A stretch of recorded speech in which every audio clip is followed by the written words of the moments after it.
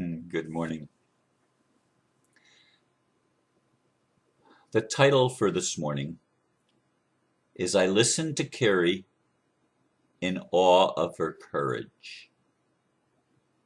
Not only did I stay awake for the entire One People program, and I include the link, with Lisa Harrison and crew, I was spellbound in the second hour when Kiri, mother of 8, told of her day in the New Zealand court.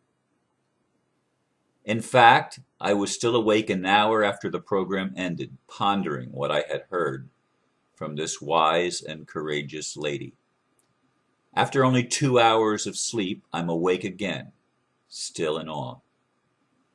Folks, I wish I knew how to make the entire world wake up to the realities being revealed in the face of the exposure of the system of fraud we have lived with all of our lives. But it's people like Carrie Campbell who play a significant role in that awakening. Without getting beyond our own ignorance, we cannot co-create the heaven on earth we long for in the deepest part of our being. Please choose to educate yourself.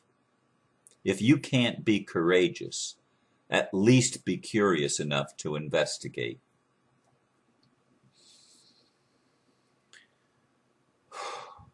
It was a very long day for me yesterday. I got up just a little bit before 4 and got Peter's video, the video that I shot with Peter the day before. I got that up online and I began immediately working at the Metagroup's community calendar because I had some issues to take care of. I had computer issues to get resolved. I had the legal issue to resolve with my bank insofar as the fraudulent charges. And by the way, the company is refunding my money. It will take 5 to 7 business days for it to show up on my bank account, but I did make the preliminary steps of opening a case against them, and I didn't know that they were going to close the thing or offered me the full refund. And I also was able to resolve some of the computer issues that I had. I was able to get Dreamweaver working again on my computer thanks to a wonderful technician from India who worked for Adobe Corporation. Anyway, I resolved a lot of things yesterday, but I laid down a little bit past 3:30, and within the first 40 minutes, I got 2 telephone calls. The first one woke me up, and the second one, I was still awake, sort of angry that people wait till the very time that I'm laying down to call, except I don't have a specific time. It's whenever I get to lay down. But I might have gotten 15 minutes nap yesterday, and that's it. And so I've only got 2 hours. I'm going to go back to bed. But anyway, Carrie Campbell. I mean, here's a lady who has 8 children, who read Mary Elizabeth Croft's book on exposing the system, learned some of the language, learned how to stand up for herself in court. I mean, when I was in court, that they intimidated me, they threatened me, and I buckled. They railroaded me. I mean, I did not handle it like she did. I mean, she read the piece that she wrote in the court, and even though they tried to get in her face and stop her from reading it and telling her to shut up, she continued and she read the entire thing anyway. She did not fall for their intimidation. Even though they had handcuffed her and put her in chains and bruised her wrists, twisted her thumb. I mean, she stood her ground and she did not contract with them because she knew she was right and they were wrong. And folks, if there's ever anything that we need to get that the system is wrong. The system is fraud. The system is broken. The system is a slavery, a debt financial system that creates slaves of every human being on the planet. And if we're going to get out of that slavery, we're going to have to learn how to first educate ourselves. We're going to have to learn how to pay attention and go out of our comfort zones. I mean, she has courage that, quite frankly, after my ordeal with the cop last year, I don't want to ever face that ever again in my life. I don't want to do that. I don't want to suffer that kind of abuse. I'm sorry, I don't. I don't. But here's a woman that's been now arrested twice but released the same day because she will not contract. She was able to make a deposit based on her value into her bank account that for $15 million. $15 million. And they showed the deposit in their records, and she had, I didn't look at them, but there are available online photocopies of or images of the actual paperwork that was done. Now again, I have not looked at that, but I'm taking her word for it. And the interview that I had heard previously about how she went to the bank and then how she was arrested, and I don't know what's going to happen, but the bank honored her deposit and put it actually in her account. It was pending, but it was in her account, pending. And I had a lady call me yesterday from one of the groups that I used to attend regularly. I haven't been attending groups much lately because, quite honestly, since the ordeal with the Canadian lady, that I showed her picture and said, this is the lady that's going to be with me the whole month of June and into July. And she's my twin flame. And I mean, I'm quite honestly embarrassed to go back to these groups. I mean, this lady told me what others have told me as well. They knew I was being scammed all along. I mean, they saw it, they felt it, but I didn't. And if they had told me, I probably wouldn't have believed them because I wanted so much to believe that it wasn't, that she really loved me, that she was being honest with me. But in any case, this lady then got into a conversation with me about the financial system and about mortgages and about loans. And she says, if I needed to buy a house and I don't have the money, the bank gives me the money. I says, no, they don't. You give them the asset. And I tried to explain to her. I tried, but she didn't get it. She continued to come back with me, but I didn't have the money. I didn't have the money, and they gave me the money that I needed so that the builders could be paid and the people could be paid to buy my house. She says, well, in your case, you never had a mortgage, and I can understand you standing up to your house because you didn't default on a mortgage on your property because there was no mortgage on your property. I understand where you're coming from, she said, but she says most people actually did borrow the money. And I couldn't get her to see that whole thing is a fraud. I couldn't get her to see it. And there's a lot of you, maybe that might accidentally be listening to this and listening to me for the first time that still don't understand that the value is in us as human beings. I mean, Kiri gets it. Mary Elizabeth Croft from Canada, who Carrie cited her book as being instrumental in her education. She gets it, and lots of people get it, but the majority still don't.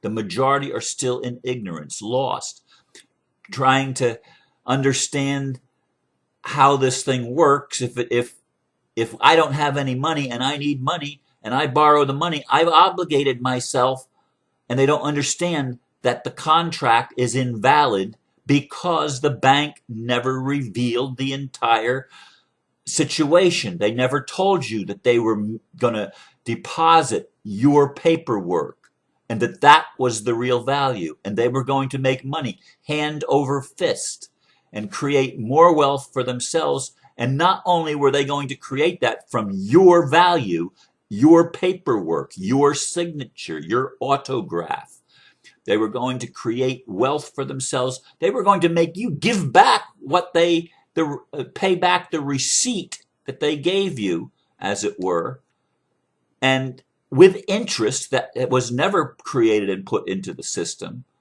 so that there would have to be defaults built into the very fabric of the system itself, because people would not be able to pay it because that money was not put in circulation.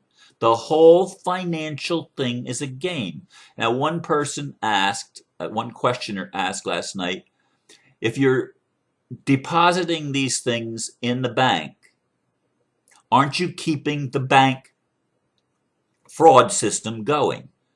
And Bob Wright, I think, was the one that answered that. You don't understand. We're giving the banks an opportunity to, what was the word that's used? To turn over a new leaf. There's a word for it, but I can't think of it in this moment. It's something to not reprocess. Darn it! I hate it when I have a word that I need and it's not there for me to just spit off the tip of my tongue. But and there's a new program on Sunday nights by Chris. I think it's Chris Hales that has the program, and it has that word in its title.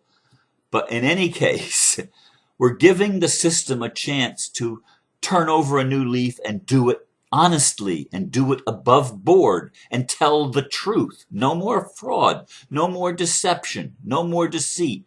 You have lawful contracts. We go back to common law, where everything has to be spelled out and agreed upon by both parties, or otherwise there is no contract.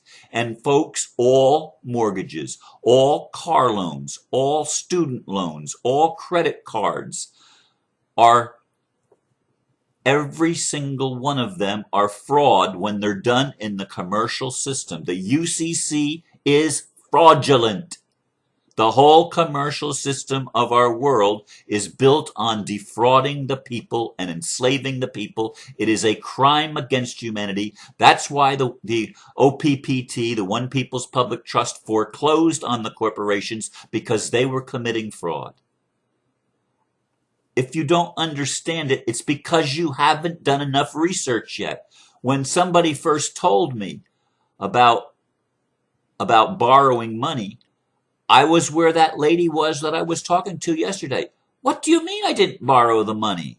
What do you mean people don't borrow the money? Of course they do. Of course they do. They don't have it and they borrow it. I get it. I get the confusion, because we've been so brainwashed and so manipulated by a system of lies that we believe the lies are the truth, are the reality. They're not. And it took me a while, and it takes a while to get it through our head how the system works. But getting back to Kiri, I mean, this woman, twice now I've listened to her. Twice I've listened to her being interviewed by the Lisa Harrison and various ones. And my God, that woman is so courageous. Heather is so courageous. There are so many powerful women that are stepping up. And one of my Facebook friends is in Australia, not a guy. I mean, this is a guy.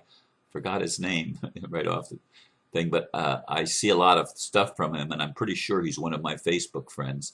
In any case, he's in jail now for standing up for his rights, and we've got to stop this, folks. We've got to shine the light on the fraudulent court, the fraudulent police system. It's not that these people are necessarily bad people.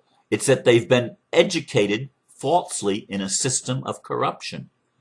They've been told lies, and they believe the lies are the truth, so they believe they're doing the right thing. But they're abusing their actual offices. They're abusing their oath of office in the United States. They're abusing the United Nations Charter for Human Rights, the Declaration of Human Rights. They're violating the Bill of Rights in the United States and the constitutions of most countries, of many countries anyway. Folks, we've got to wake up. We've got to educate ourselves. We've got to take the time that is necessary to learn how the system works and to learn how to operate so that we can ultimately bring the system down to again, that word that I'd like to have, to reinvent themselves. Because the system, if it was going to obey its own laws, if the people in the system would only obey the rules, we would have a beautiful system. We would have peace on earth. But they don't obey their own rules. They make exceptions, which is why the corporation structure is a fraud in and of itself, even if it's just a little mom-pa corporation, because it legally allows you to absolve yourself of accountability. And that is impossible in natural law. Everyone is accountable for his or her actions. Everyone is accountable. That's just the law. That's natural law. What you reap, you sow. What you put out, you get back. That's natural law. And we need to get back to that, because we will not be able to accomplish our dream of creating a planet, a world that works for everyone, unless we know the truth. You shall know the truth, and the truth shall set you free is true.